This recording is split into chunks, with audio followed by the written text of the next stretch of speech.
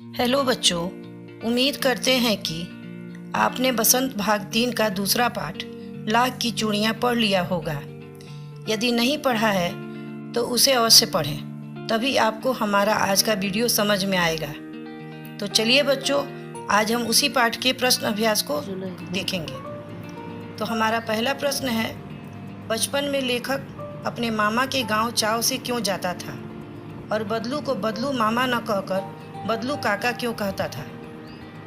इसका उत्तर है, बचपन में लेखक अपने मामा के गांव बड़ी चाव से जाता था क्योंकि लेखक के मामा के गांव में बदलू नामक मनिहार रहता था जो लेखक को अत्यधिक प्रिय था। वह लेखक को ढेर सारी लाख की रंग बिरंगी गोलियां बनाकर देता था। लेखक बदलू को बदलू मामा न कहकर बदलू काका इसलिए कहता था क्योंकि उसके मामा के गांव के सभी बच्चे उसे बदलू काका कहते थे। अब हमारा दूसरा प्रश्न है, वस्तु विनिमय क्या है? विनिमय की प्रचलित पद्धति क्या है? वस्तु विनिमय प्राचीन काल में प्रचलित एक व्यापार पद्धति है जिसके अनुसार एक वस्तु के बदले दूसरी वस्तु का आदान प्रदान किया जाता था। किंतु अब मुद्रा का चलन हो जाने के कारण वर्तमान परिवेश में वस्तु का लेन देन मुद्रा द्वारा होता है। विनिमय की प्रचलित पद्धति मुद्रा है। अलग अलग देशों की अपनी अलग अलग मुद्राएं होती हैं, जैसे भारत की मुद्रा रुपया है।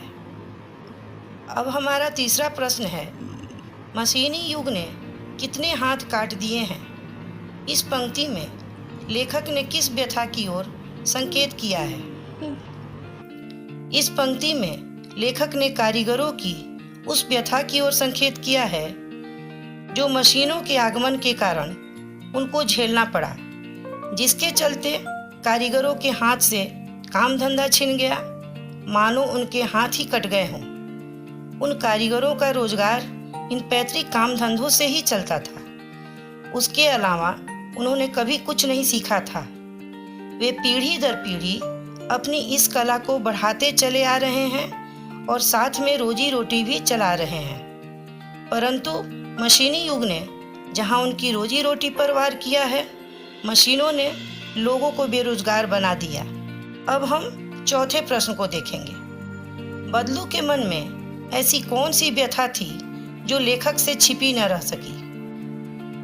बदलू के मन में इस बात की व्यथा थी कि मशीनी युग के आगमन के कारण उसको और उस जैसे अनेक कारीगरों को बेरोजगारी एवं उपेक्षा का शिकार होना पड़ा है।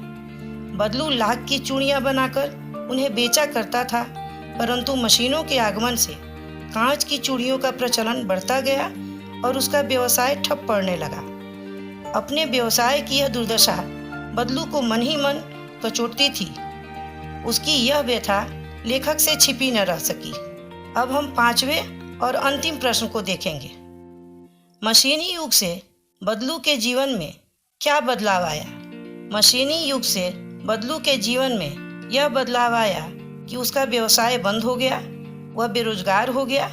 बेरोजगारी एवं गरीबी के कारण उसकी स्थिति दयनीय हो गई। उसका शरीर भी ढल गया, उसके हाथों माथे पर नसें उभर आईं, वह बीमार रहने लगा।